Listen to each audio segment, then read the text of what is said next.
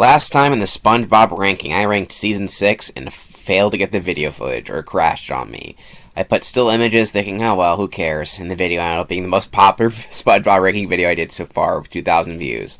Thank you for watching the video, and you think that viewer amount of views that I don't typically usually get in my videos, I would make the next season ranking right away.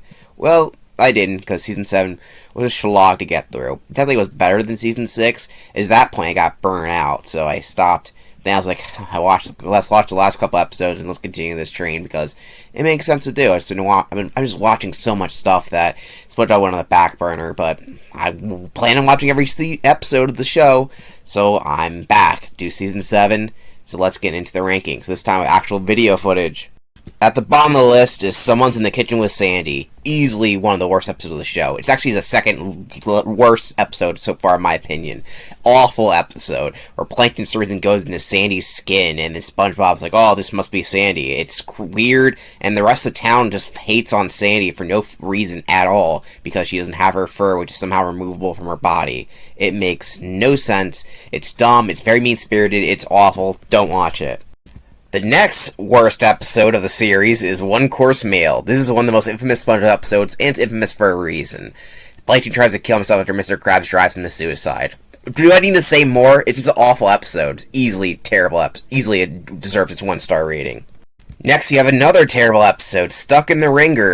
This is another episode I don't explain much. Everyone shits on SpongeBob after he rightfully calls out Patrick, even though he did nothing wrong. It's one of the worst scenes in the entire series, and it made this episode immediately an awful episode. In fact, I don't know if I gave it a 2 rating on my thing. I'm going to give it a 1 star right now. See it change? Maybe it's already 1 at this point. It sucks. We go from one episode from Patrick being an asshole to SpongeBob to another episode of Patrick being an asshole to SpongeBob, where he tortures SpongeBob with a toy with for some reason that SpongeBob wants because it's Krabby Patty merchandise, whatever, and Patrick is acting like an asshole to SpongeBob. That's the whole episode. Sounds interesting? It's not. It sucks. This next episode also comes to no shock. It's another ultra-infamous episode of A Pal for Gary. SpongeBob acts like a terrible pet owner as a random monster tries to kill him and then blames Gary even at the last second. It's just dumb. It's not done well. It could have been executed well, but it's done so terribly because SpongeBob was randomly a giant asshole in this episode. So out of character. Big Sister Sam is another terrible episode. There's a lot of terrible episodes in this season where Patrick has an idiot sister. He's even dumber than he is, and all she does is beat up Squidward and SpongeBob. Does that sound funny? No? Well, you're not going to like this episode then. Next up is Karate Star, where Patrick learns karate just so he can abuse everyone in town. Yeah, these episodes are just basically like someone shits on everybody or everyone shits on somebody. That's why they suck. Next up is Perfect Chemistry, just an episode where Sandy does her science thing that she was never even part of in the early seasons, which I can't stand with Plankton for some reason. It's so stupid, it doesn't make any sense, and the jokes aren't funny. Next up is Summer Job, where Mrs. Puff's forced to work at the Krusty Krab. It's as forced as it sounds, there's no good jokes, and just Mrs. Puff gets tortured. These writers aren't very good at this, the era of SpongeBob, you couldn't tell. Next up is an episode I forgot I even watched called The Inside Job, where Plankton goes inside SpongeBob, even though he did that in the first episode he appeared in, so it's not even original, and it's so forgettable that I had nothing to say about it. The Sense of Money is just a really bad episode where Mr. Krabs is an asshole and just steals money from everybody using Gary. It's such a dumb concept, and the execution is even worse. Squidward in Clarinetville is basically trying to be SB-129, but failing miserably at every chance it can get, especially with random shit. It throws random stuff at the screen, thinks it'll work. It doesn't. Showback Shenanigans is another episode where Plankton pretends to be somebody else. These plots are so unoriginal. They did this in Imitation Crabs in the first couple seasons. Like, why are we doing this again? The episode Rodeo Days is the definition of an episode that has no plot, and the writers just go wherever the hell they think that's going to happen, and nothing happens. It's just not funny. It's just bizarre, and yeah, whatever.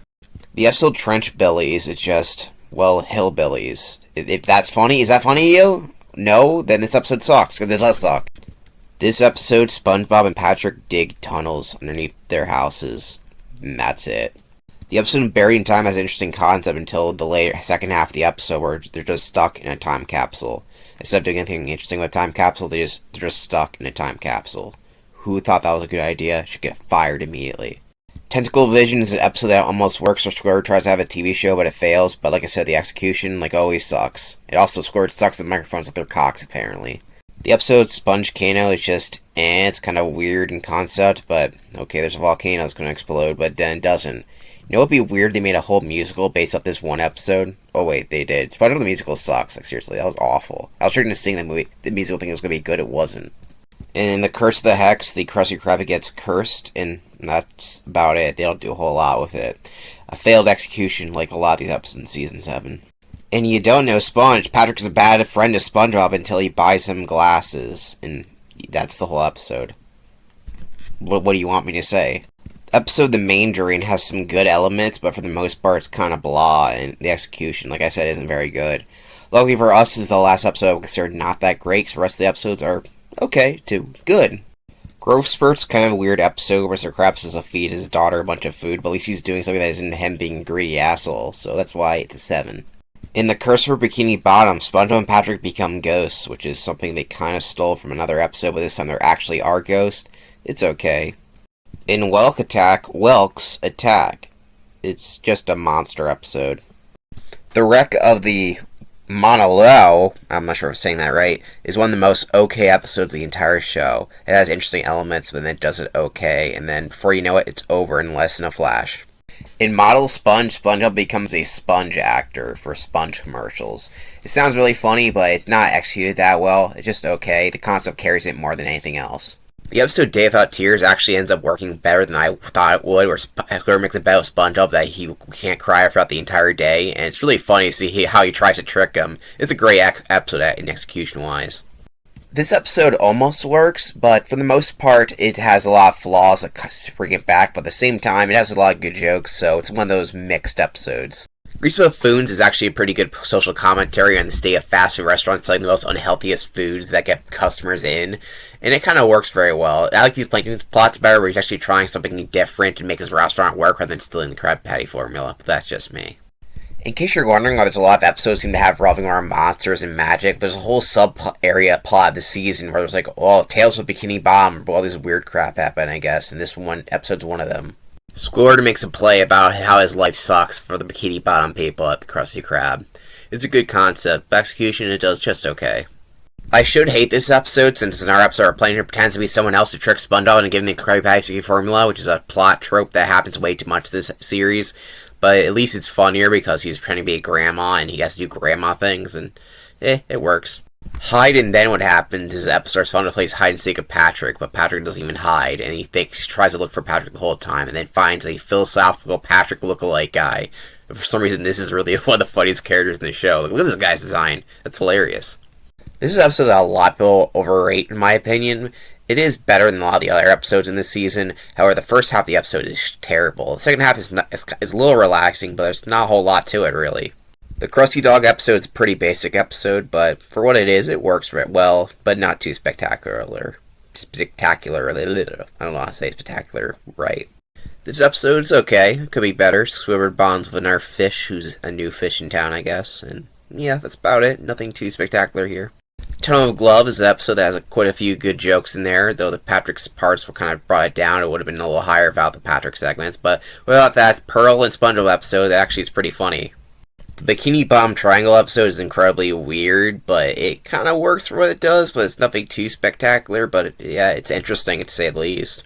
The Great Patty Capper is it Caper or Capper or whatever? It's a pretty great episode where it's a murder mystery on a train with SpongeBob, and you know what, that's just a funny concept, and it works pretty well. So in this episode, Squidward has a girlfriend, and they actually are together by the end of the episode. I don't know if this character will ever return, but that's interesting. It's nice to see Squidward find a companion for once in his miserable life.